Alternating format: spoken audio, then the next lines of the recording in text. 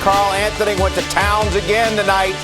Dominant performance against Milwaukee. 32 points, 27 in the first half. Knicks never trailed, led by 19 at the break, and never looked back in beating the Bucks 116-94. Great to have you with us. Bill Pito here, along with Wally Zerbeck. And Wally, this box score should be framed if you're a Knick coach or a Knick fan. 35 assists on 43 made field goals. Whew. Again, every starter in double figures. So for the 7th time in 8 games, every Knicks starter scores in double figures. And the Knicks committed only 7 turnovers. It's a clinic. That's what it is. Just an offensive clinic. The ball movement is outstanding. All 5 guys trying to make each other better. The new wave of the NBA is get guys out there that can shoot the 3 and space the floor, and the Knicks have that, and they're using it, and their offense led by Karl-Anthony Towns was outstanding tonight. Boy, did he come out on his home floor, set the tone early, 27 points in the first half, just dominated his matchup all night long. It's good to see him in a Knick uniform. All right, so the Knicks were up by 19 at the half, and the Bucks got no closer than 15 the rest of the way. Normally get a little pushback in this league, not tonight. Knicks took control in the first half, and it was easy peasy from then on. Well, they knew the Bucks were coming off a nice win, and they were on a back-to-back. So they played last night, won by 23. But Karl-Anthony Towns, when you come out with this type of focus, Allen asked him about it, and he mentioned it in the Atlanta game, that he wanted to get his team off to better starts. The tone was absolutely set for this game, that it was going to be a complete domination by Karl-Anthony Towns and company. Brook Lopez is getting up there in age, doesn't like chasing people around the three-point line, can't move his feet up there on the perimeter, and Karl-Anthony Towns took advantage of that, went by him multiple times, finished around the rim. How about Tyler Kolek? Outstanding minutes again.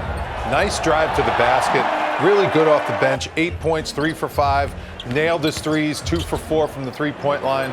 There's more of the ball movement, 35 assists, like you said, on 43 field goals, and only 7 turnovers. That is outstanding basketball if you are a coach. You love seeing that. You see the numbers there as the Knicks dominate the Milwaukee Bucks to improve to 4-4 on the season.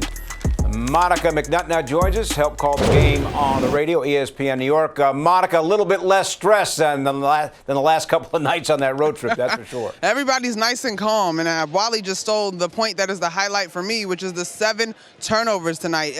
Listen, that is excellent use in terms of taking care of the basketball. And I would venture to say, don't quote me on this, but I think before you got to growth minutes with some of those second-unit guys off the bench, it was actually 5 turnovers. And so the starters did a great job of taking care of the basketball and capitalizing on the mistakes made by the Milwaukee Bucks. Monica, let's just go back to the bench. Obviously, that's been a big question. There have been games, 2 games ago, only 3 points off the bench, but it seems like Coach Thibodeau is starting to trust some of those younger guys coming in to play meaningful minutes.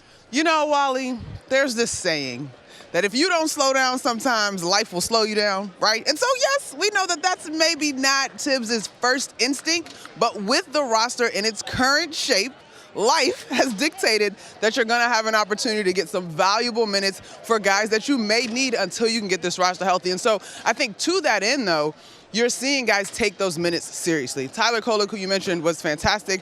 I think that there's something to Ariel Hakporti. I think Jericho Sims is coming along nicely. While the stats are out there about the shots that he has not taken, I'm going to translate that to playing to his strengths in terms of knowing that he's in the game to rebound and defend primarily. Also, Monica Deuce McBride, 14 points off the bench. In 8 games the Knicks have played, in 6 of those, McBride has been in double figures off the bench. Karl-Anthony Towns, we talked about it at the half. How important was his assertiveness in the first quarter? 13 points in the first quarter to get the Knicks off to that great start. Set the tone, Pito. Absolutely set the tone, not just for his teammates, but even here in the arena, right? You could hear the arena reacting. Who doesn't react to 3 big-time dunks when the lane has parted as if it was the Red Sea? And so that is hugely important. While this team is still figuring out some things defensively, you know that Karl-Anthony Towns is here because of the versatility that he brings on the defensive end.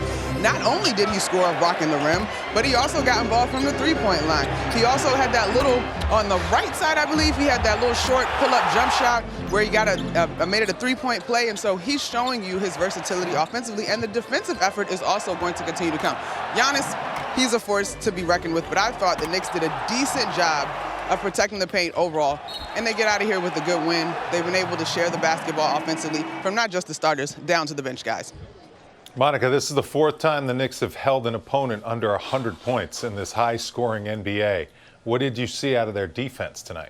Well, I thought they did a much better job with the second and third efforts. That's something that has been thematic through the first 5 games for sure. It was definitely something that was lost in Houston and Atlanta. And so I thought tonight, you know what you're dealing with Giannis Antetokounmpo. And while I think OG Anunoby was frustrated a little bit with the fouls that he picked up early, and there were certainly moments where Josh Hart thought that there was contact that should have been deemed illegal, I thought they did a good job of standing their ground. And sometimes, and Wally, you know this, sometimes in basketball, the best defense is just beat by really good offense. And so if your scouting report is to do your best to make a player uncomfortable, no matter how good they are, and you can get through it without fouling and remain on the floor, then you're doing a solid job. Ultimately, the Knicks were the better team tonight, despite Giannis Antetokounmpo having some eye-popping plays, which a guy like him is just going to do. Giannis tonight, 24 points in the loss. Monica, thank you so much for joining us. We'll see you soon. No problem. You guys are talking about the intangibles. Second chance points, huge for the Knicks. 18, Bucks only had 8. I'll tell you, another guy we don't give enough credit to is Josh Hart. He's been off to a great start this season. In the preseason, he was trying to figure out his role, but he has stepped up in every game and given you exactly what you need from him on this team. Just the heart. The heart of this team is Josh Hart, no pun intended. He does everything to help him win. He's knocking down those threes when he gets them. Teams dare him to shoot. He's taking it with confidence. He's making that shot every once in a while, and that's what he has to do to keep that defense honest. He's been very important to this Knicks start of the season. He's been playing really good basketball. Hart tonight, 11 points, 9 rebounds, 7 assists. There you go. Always a triple-double. Always fills up the box score, right?